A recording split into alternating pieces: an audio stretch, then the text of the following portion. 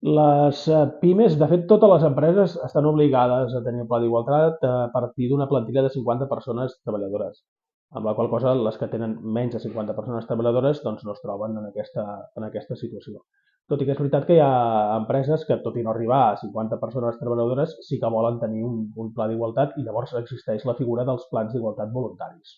A veure, les recomanacions és, mireu, quan va venir la consellera d'Igualtat aquí a la CECOT, ens va dir una cosa que, per òbvia, no hem de deixar de tenir present. La legislació en igualtat també és legislació i, per tant, cal complir-la.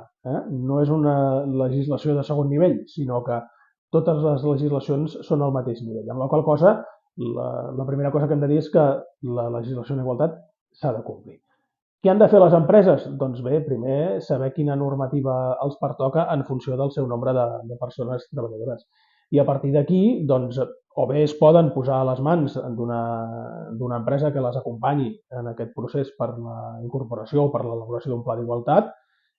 Nosaltres els recomanem que ho facin des de Secot perquè doncs, aquí és una de les activitats que fem i que tirem endavant, o bé el poden elaborar ells mateixos, tot i que som conscients que és un procés que, si et ve de nou, doncs, és complex.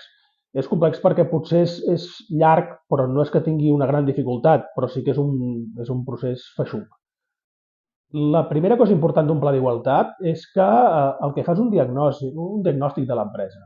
Llavors, en aquest diagnòstic acostumen a sorgir moltes coses que fins i tot ni la mateixa empresa ni la direcció de l'empresa en són conscients. Amb la qual cosa això ja és un element positiu, perquè, és a dir, no hem de veure aquest diagnòstic com una cosa negativa, sinó al contrari, com una cosa que ens pot ajudar a fer sorgir elements doncs, que fins ara no teníem presents.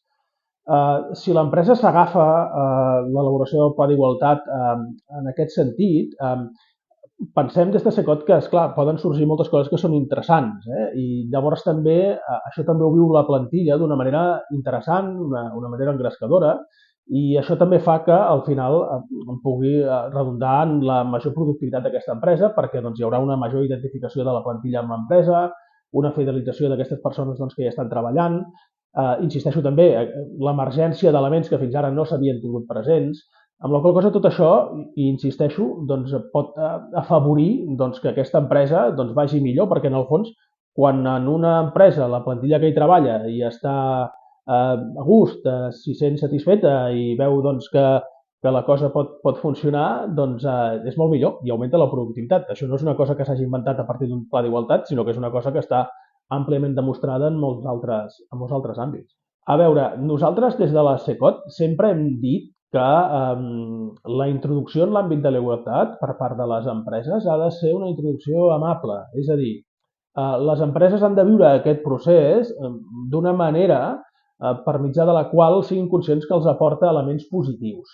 Llavors, més enllà dels documents obligatoris, doncs, a banda doncs, del pla d'igualtat per a empreses a partir de 50 persones treballadores, a banda del protocol per combatre l'assetjament, etc., hi ha moltes iniciatives, molts elements que l'empresa pot incorporar per aprofundir en l'àmbit d'igualtat. Aquí a la Secot n'hem elaborat uns quants i nosaltres engresquem totes les empreses perquè els utilitzin i perquè els facin servir.